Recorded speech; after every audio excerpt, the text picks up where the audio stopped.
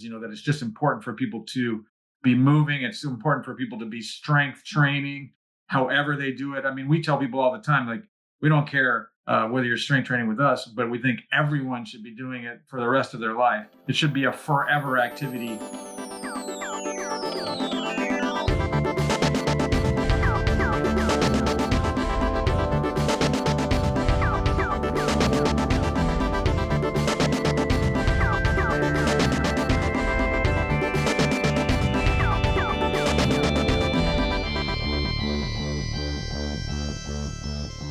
We are about to launch. What's up, everybody? Liam Takubauer here with Truth Not Trends, the podcast where we help you maximize your strength as safely and efficiently as possible. My name is Liam Bauer. I've been a strength coach for 37 years and counting. And today is episode 196 featuring our good old friend, Dr. Nick Nwabueze. Nick actually joined us way back in 2021 for episode 102. And I wanted to catch up with Dr. Nick because we love what he's up to out there with strength training, helping people get healthy with nutrition, lifestyle changes, all kinds of good stuff. I wanted to talk to Dr. Nick about so many things, but we just kind of had a chat and ran out of time. So I might have to bring him back for a 7-part series of Dr. Nick and Taku Talk Shop. But today, let's just enjoy the conversation and have fun with Truth Not Trends and Dr. Nick. Boom, baby.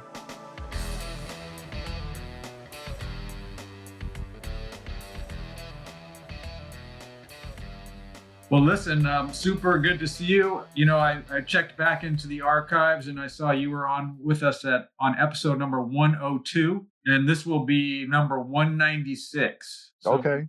closing in on 200. So just to remind everybody, why don't you give a quick little background of, who you are? And, I got a bunch of questions and we'll just kind of jam through. We're going to try to get it done in like 30, 40 minutes, short and sweet, because just you and me. Okay. Awesome. So yeah, my name is Dr. Nick. I am a primary care physician. I graduated from Ohio State Medical School, the Ohio State College of Medicine. I can't believe I screwed that up. I'm rushing too much. My undergrad studies was mechanical engineering, and I graduated from Michigan State University and essentially decided, hey, you know what? I'm not, in as much as the fact that I love engineering and everything about it, I want to understand this body that I've inhabited all of my life, like all of us have. And then I want to use the knowledge that I garner, that I gain to help people. So I did not, after graduating engineering, I decided, hey, you know what, I'm going to med school, and the rest is history. So that's a little bit about me. I met you many years ago, with your podcast companion, and we had an amazing discussion. And I won't lie to you and tell you that I remember every nuance of the conversation, because I do not, but I do remember that we definitely have many similarities in our mindsets and our thought patterns as it relates to movement, right? And yeah, I mean, and not just movement. Honestly, I follow your stuff on Instagram, and everything that you say just resonates with me like so much. I mean, you may or may not recall that ultimately our approach to strength training is different, right? We're not CrossFit guys. And, but I'm someone who's been in the business for a super long time. This year is 37 years for me that I've been in the strength coach world. And, I was like one of the first people to even notice that CrossFit existed, when it first sort of crept into people's consciousness. Mm-hmm. And, I remember discovering it and talking about it, and people going, nobody knew what it was. I knew people that competed in the very first CrossFit Games, Wow. When it was just out there in the ranch, in the hills in California. Yeah. And, Aromas, California. Yeah. And, and I used to like a lot of the things that CrossFit does. There's things that I very much appreciate about CrossFit, and, there's stuff that just doesn't agree with how I apply stuff to my populations that I work with.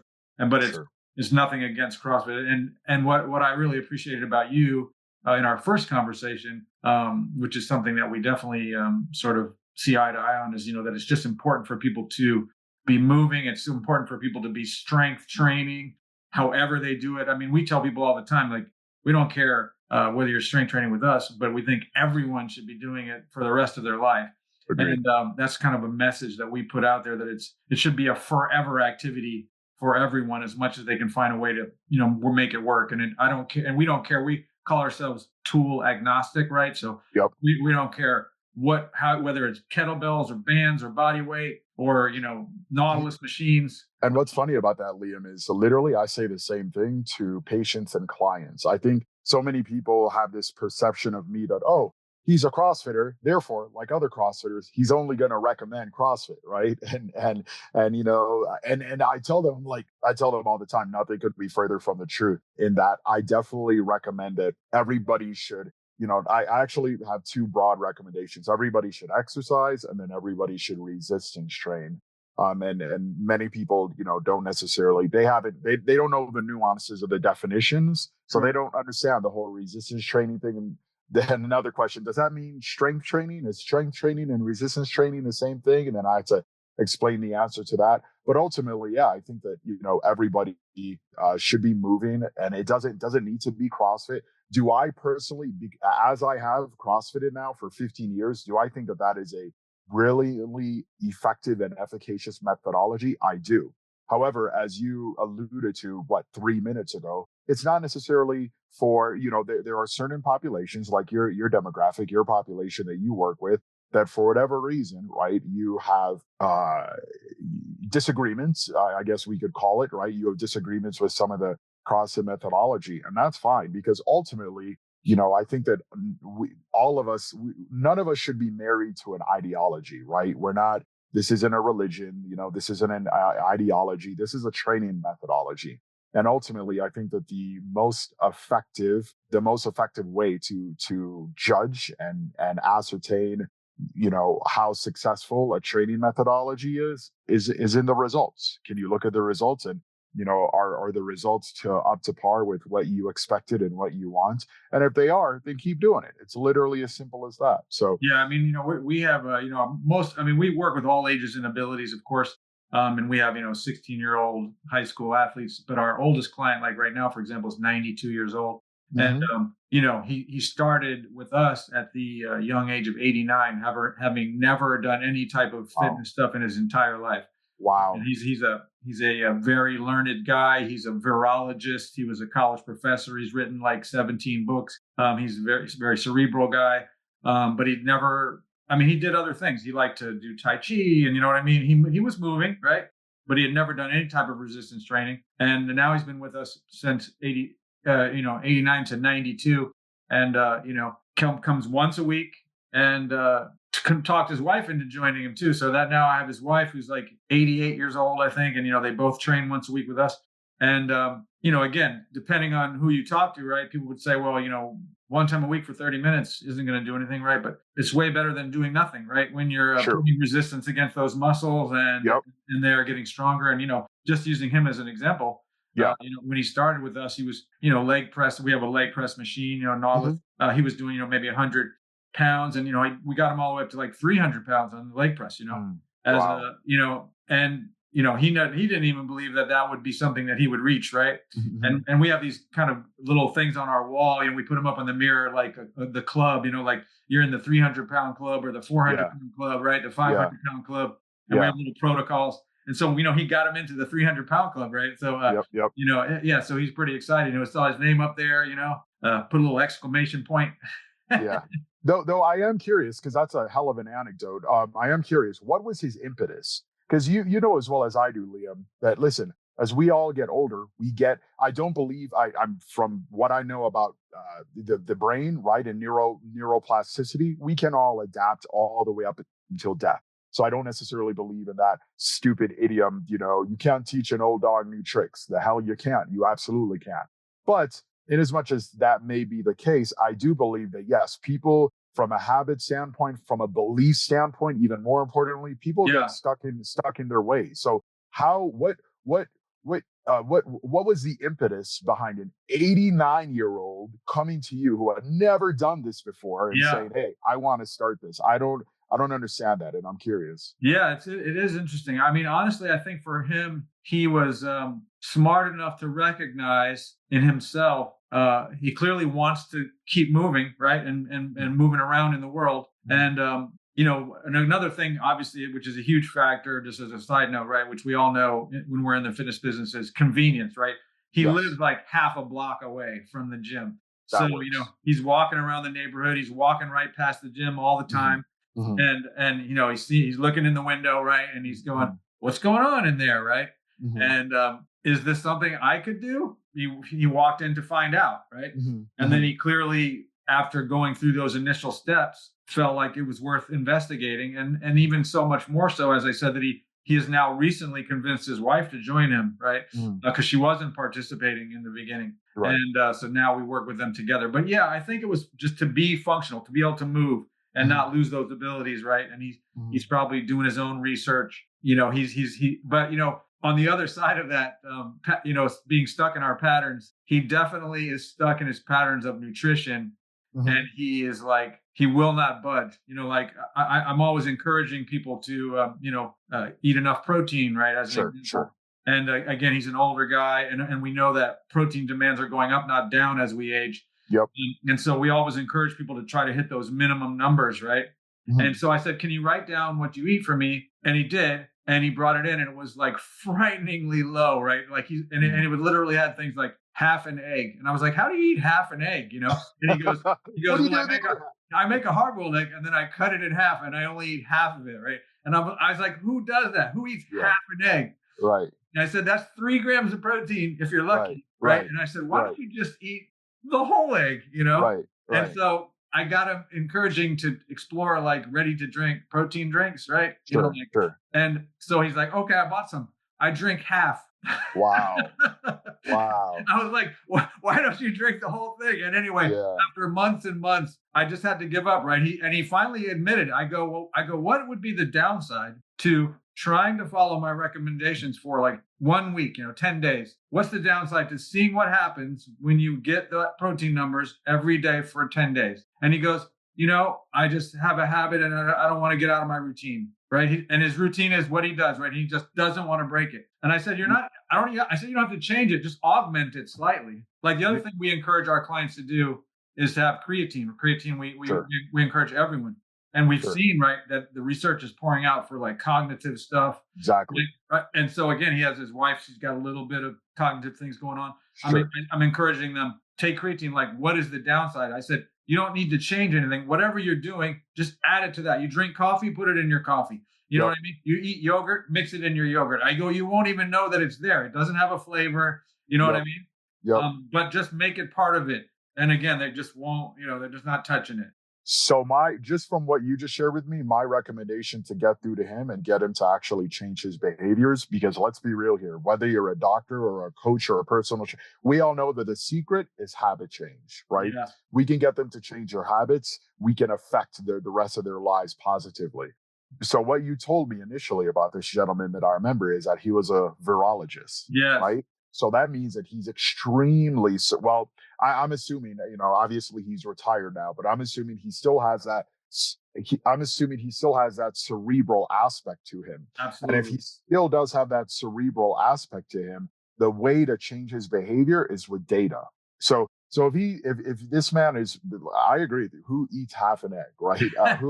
Who goes to get a protein drink and then drinks only half of it, right? So essentially what you need to get across to him, because clearly if he's coming to see you, he knows, he realizes, hey, there's an importance in strength. And in most people's mind, there is an inextricable link between strength and muscle mass, right? So take advantage of that wholly, present inextricable link in most people's minds. And then say, okay, hey, we can get you a DEXA scan done, right? That will show you your relative amounts of lean mass versus fat mass, and then quantify that, and then potentially show him the plethora of data surrounding a lean mass and all-cause mortality. And I mean, there's so much research around that metric specifically. And then get him to say, okay, hey, listen, for 1 month, I'm going to try to do what Liam says and increase my protein to this amount, whether you take it, whether it's with whole foods like eggs, or it's with supplementation. For 1 month, he takes your recommendations and actually runs with it, and just in his mind, he's testing a hypothesis. This is just an experiment, right? Then he Sure. goes back in and he gets that DEXA scan done again.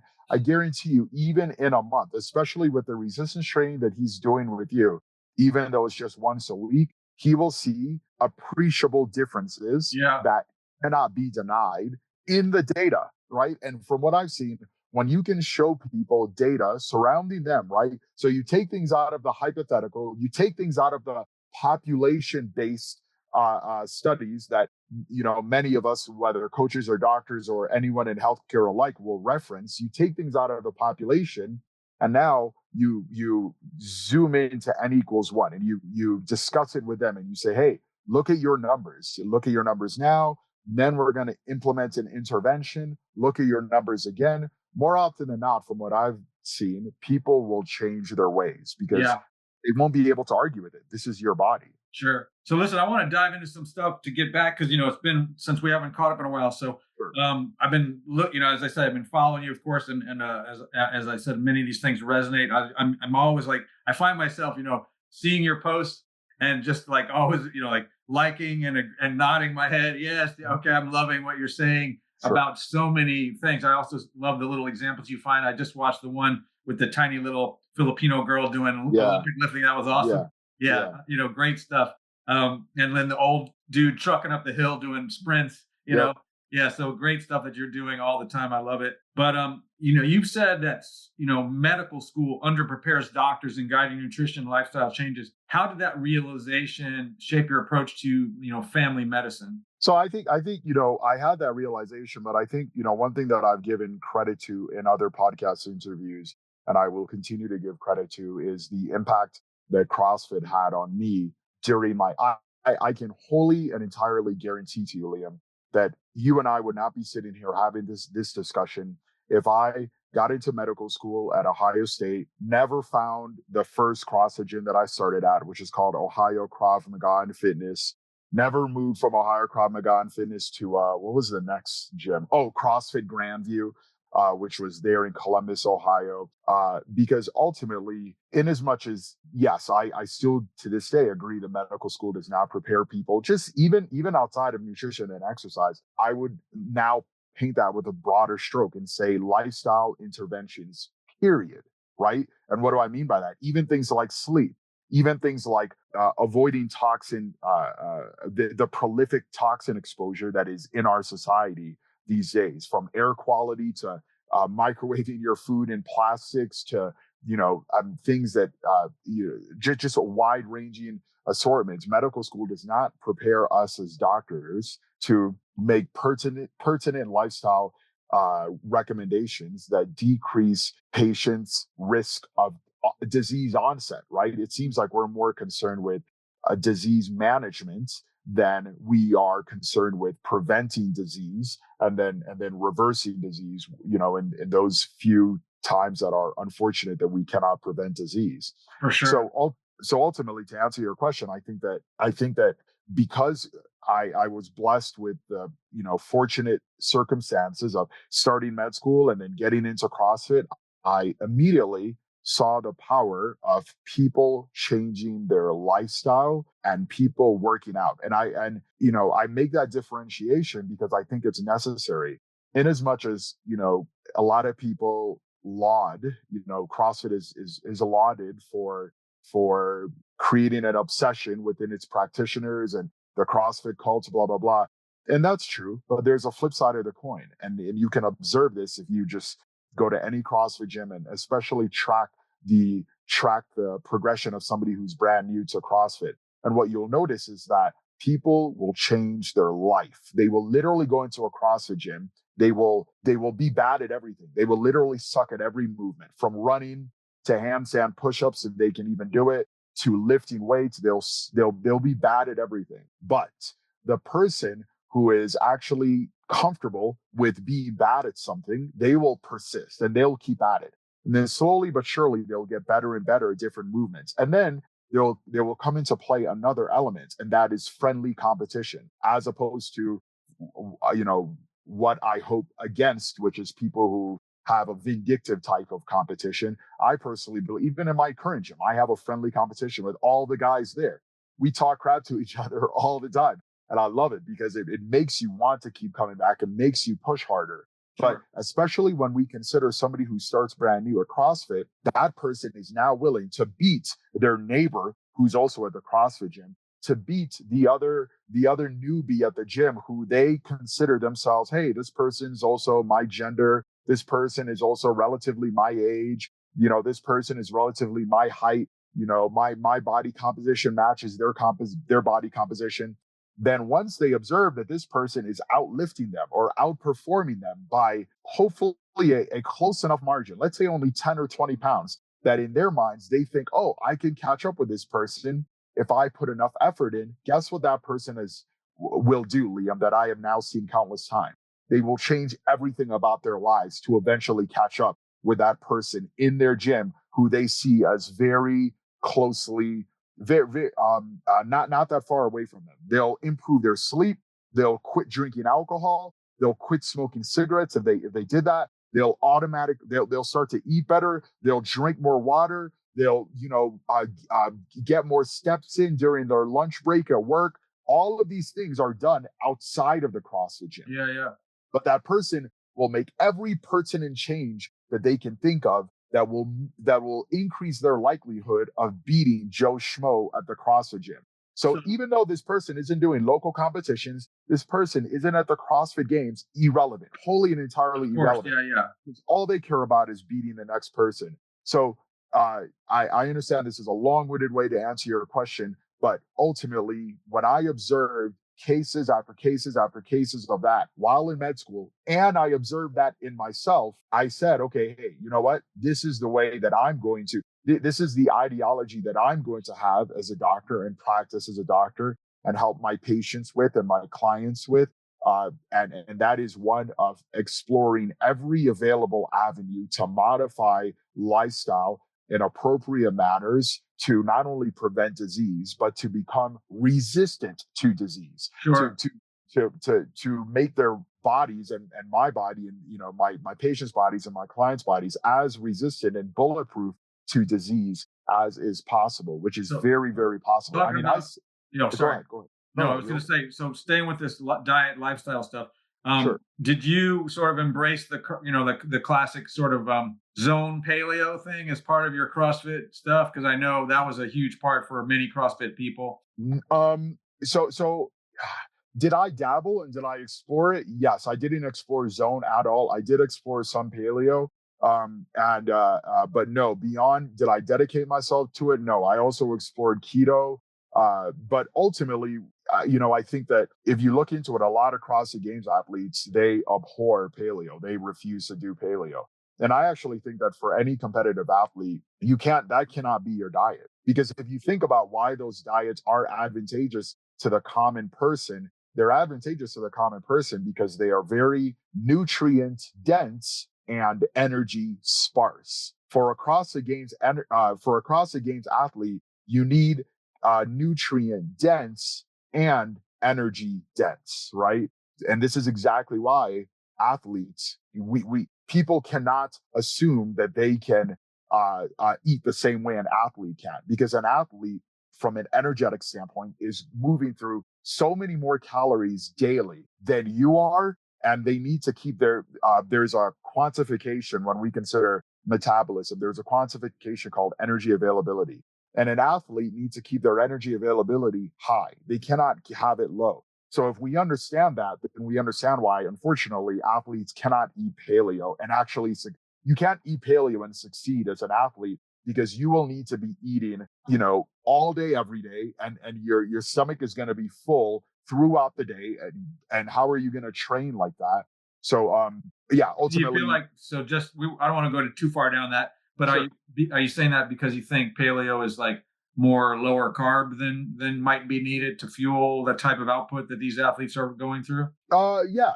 It isn't just a lower carb, right? But it's lower carb and lower fat. And when we just consider it's like I said, it's very high quality. I don't argue facts. It's very high quality food. But when we consider energy density, you always need to consider the energy density of a food. For example, a Snickers bar is very, very energy dense.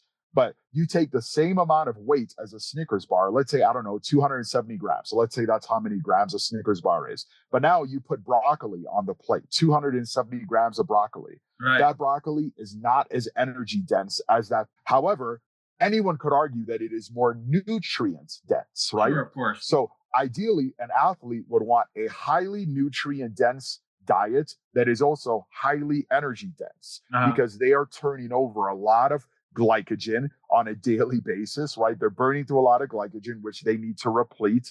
They may or may not be burning through some amount of their body fat, depending on their body composition and their energy exertion on a daily basis. And then obviously protein needs, as we were talking about with your 92-year-old client, protein needs are very high. So the term you were referring to earlier with older people and needing more protein, the term is called anabolic resistance, right? Now, younger athletes who are competitive, they don't necessarily have as egregious of anabolic resistance, but they still need lots and lots of protein because of how much they're exerting themselves daily, right? So ideally, yes, an athlete needs, they cannot be eating paleo. Listen, you can't eat paleo as an athlete, but I would contend that you cannot beat other athletes who are not doing the same thing as you and who are eating more energy dense. Right. So unfortunately, we only have like 40 minutes. So sure. I have like so many questions. I'll never be able to get. Well, I'll try to be more. I'll never be able to get to them. So I know you've used. I'm trying to decide where to go next because there's so many different. You have so much great stuff to go on to. Tell me a little bit about how did practicing, in the telehealth stuff. How does practicing across multiple states through SteadyMD change your perception of the doctor-patient relationship? Kind of shifting gears. Sure. That's a unique question. I don't think I've ever been asked that. I don't know that it significantly modifies my perception of the doctor-patient relationship, other than to say that it facilitates it with respect to time. One of the things that I've always hated as a doctor since a literal residency, is how little time we have with patients. This whole thing about, only spending 5 or 10 minutes in the room with a patient, and then you have to kick them out, and then, or write them a prescription really quickly and then kick them out, and then go see another patient, and you have 30 patients to see in a day. It's never sat well with me for reasons I'm sure that you can infer, right?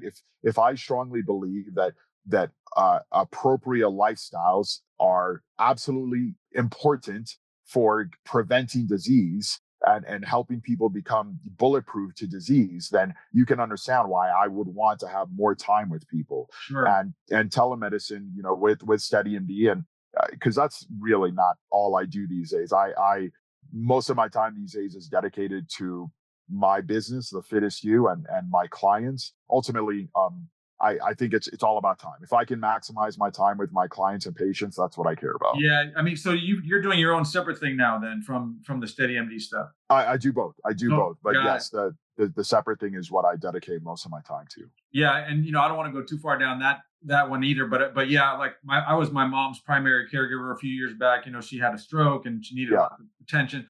And I would take her to the doctor, and I was experiencing that exact thing, right? Like, yes. But the doctor luckily turned out to be pretty amazing. And I said to him, I go, this is like terrible. Like, I have to go all this time and energy to getting her to see you. And then you're here for a couple of minutes, little notes on the computer, and then we're done. Right. Yeah. And he was kind enough to say, look, set your appointment, look at my schedule every time and ask for my last appointment of the day. And then I will give you more time, right? Yep. Because I won't be running to like 5 more appointments. You know what I mean? And he's like, just always ask for my last appointment, and I guarantee I will give you more time, which he did, which was awesome. But yeah, it's a terrible model. Yeah. So let's go to, influence advice. You've listed like some inspiring books, like Why We Sleep, The Obesity Code, Ego is the Enemy. How have these shaped kind of some of your patient care philosophy? We got a short amount, so Sure. I mean, to answer you directly, I mean, every book that I've read, it isn't really just reading the books. It's more so thinking about them and integrating them into your knowledge base. And I think ultimately every book that I've read, I may not agree with every assertion in every book, but I think about them deeply and then integrate them into my practice and how I think and my ideology. And I think, to be honest, what's even more important than just reading the books and integrating them is you need to be able to defend the ideas. You cannot just take the ideas and accept them. And then if somebody, refutes them, you need to be able to defend them. Sure. And I think that that's super important. So yeah, all of those books have definitely shaped me. If someone wanted your advice on starting sustainable health and transformation today, what's like the first 3 shifts you'd recommend? Nutrition. Well, actually, before even nutrition, I would recommend sleep, addressing sleep and optimizing for it, and then nutrition, and then exercise. And sleep to me would be number one, because if you think about it, we all spend a third of our lives sleeping. And unfortunately, you and I both live in the United States, Liam, and we live in a society that relegates sleep to the to the bottom, right? It's as if it's irrelevant, or as if we can shorten it without consequence, and nothing could be further from the truth. So ultimately, yeah, that's what I would tell people, is focus on them in that order. Have you, are you still utilizing or recommending like different types of intermittent fasting or like time restricted eating stuff with people as far as like nutrition, Yeah. just ways to impact, caloric management and stuff? Yeah, absolutely. Now, I don't think that, I don't think any of them, I don't think you need to apply, dogma as it pertains to them. For example, I don't think it's required that people need to intermittent fast. The thing that I do think is absolutely required is stopping eating approximately 2 to 3 hours before bed. Countless study has shown that is adversarial to quality sleep at this point, and it's something that really cannot be contended with.